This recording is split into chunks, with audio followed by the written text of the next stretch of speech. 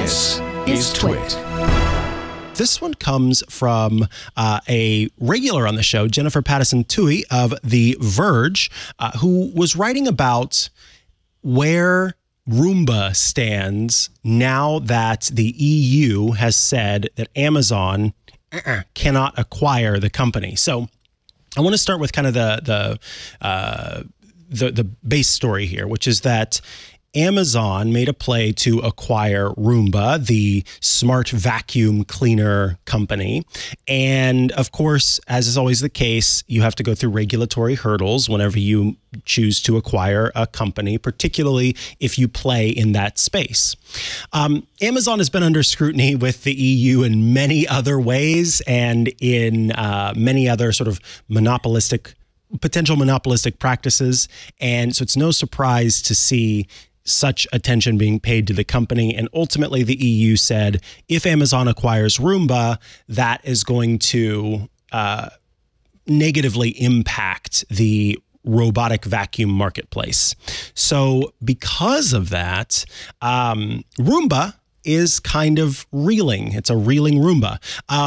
What I found interesting about this piece from Jennifer is that this kind of looks at how, even though on the face of it, it's good for, it seems to be good for competition, it could mean the death of one of the main competitors in the space, which is Roomba.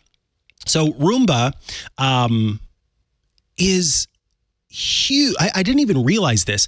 Roomba basically invented and revolutionized the robotic vacuum marketplace. The company is responsible for being, if not the first, then the best creator of much of the technology that you now see across the board in all robotic vacuums. It was the first to figure out the auto-emptying dock so that you didn't have to follow your little robotic vacuum and clean out its little dustbin all the time.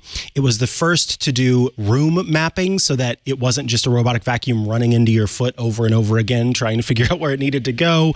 It was the first to use AI algorithms to find that, this is a pile of waste from your animal that I should not run over and run around all of your carpets.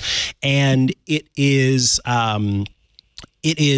well known for its ability to actually do a good job of cleaning your space.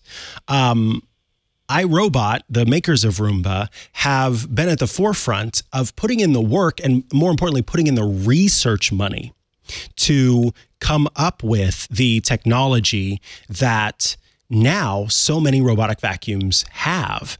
And Jennifer kind of suggests that because the company spent so much money on R&D leading up to this, that's kind of put it in this bad spot where the company is now operating at a loss. And all of the other companies who in some ways profited off of the research that iRobot did, they are now climbing the ranks, and it could lead to iRobot completely going away because they had counted on this cash infusion from Amazon. So I just think this is really interesting, and there's more to it that we'll get into, but I kind of was curious, Abrar, just in general about your thoughts on robotic vacuums first and foremost, and maybe if you had even thought about the amount of research and kind of innovation that iRobot itself had done outside of just making a little DJ Roomba from Parks and Recreation. Yeah. I was first introduced to Roombas when my brother got one back in, I want to say it was like around 2011 or something like that. And I remember it was like this magical thing, like how cool that a robot can clean your floors for you. But I noticed in this article, she mentioned that if your last experience with the Roomba was pre-2013, they've come a long way, which I'm glad, because that thing really was just, it did great, but it was just like bumping into all sorts of things. Everything. Yeah. Everything. So it's really cool to have learned about that, about the amount of research that went into that. And I think the thing that's really tragic is, this juxtaposition between the amount of R&D that went into Roomba and everything that it's capable of doing versus kind of the flashy, like annual release from other companies that are just churning these things out.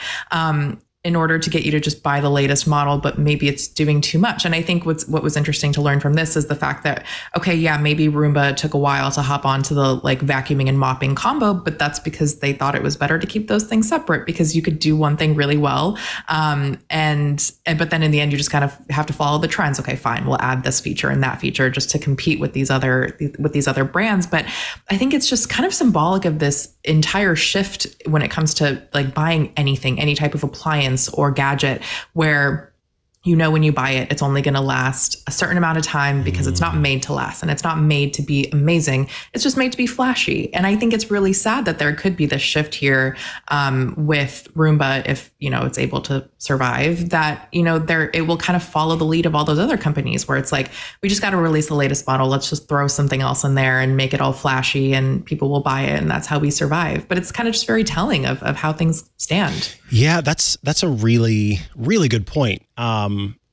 You see that happening in so many different spaces where how does a television set itself apart? And the latest thing is to put AI somewhere into the system, and until the next big technology comes out, that's what it's got to do. And yeah, I have been some of these other brands that exist. I've been blown away by the number of the number of different models of Ecovacs robots that it has, because it's like this one has this one you can talk to, this one has a special feature that will sing you a song. No, but there are just all these weird things that it's sort of spaghetti project-ish. And what I found interesting, and it really gets to the heart of what you're saying there, is I had tested a couple of Ecovacs robots, and there was one that was the super premium model where it had a built-in clean water tank, dirty water tank, and a built-in dustbin emptier.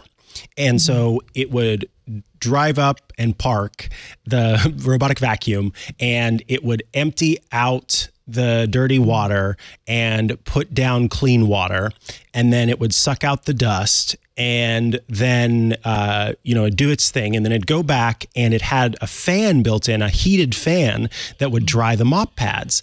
And it had not only LiDAR atop the thing so that it could map the room, but it also had cameras on the front of it that were using AI to identify different objects and move around them. And I had the one that was the less premium model that did not have the clean and dirty water tank, but had a built-in sort of water tank that you'd click into it. And it did not have cameras on the front. It did a better job of not running into things that I didn't want it to run into than the more premium one that was supposed to have all of this AI built in that made it better. And so I remember running the bigger one, and it kept hitting the sides of my dog's bowls and knocking water all over the floor and kibble all over the floor. And so I immediately switched back to the one that was, the less expensive model, and that for some reason worked better. And I think that it really goes to what you're saying, that they had all these flashy features that were supposed to make it better, but that doesn't necessarily mean that it's actually better. And it is such a good point too, that, if Roomba is going to stick around by having to try to play this game of what new features can we add, that's a bummer. I do wonder, because part of the reason that I think a lot of these other RoboVacs have been successful is that they don't cost as much as Roomba does. And so if there's a way that what this does is it makes Roomba have to come out with some more cost-effective models, then that is good. That is competition. That is something that serves, I think, the consumer. And then maybe the company still does get to focus in the long term on, we've got, it's sort of like, well, I'm not going to say Apple, because even Apple's least expensive device is still very expensive, but a company another consumer technology company where they've got the budget model, and then they've got the sort of mid-tier model, and then they've got the one that they put all the money into. And if you can afford it, it's going to be the best. It's going to do the coolest things. If that's a pivot that the company can do, which I've seen a Roomba pivot, so I know they can do it, then I think that there's success to be had there. I think you're right about that. I ultimately feel like no matter the robotic vacuum I use, they all are still to this day rather disappointing.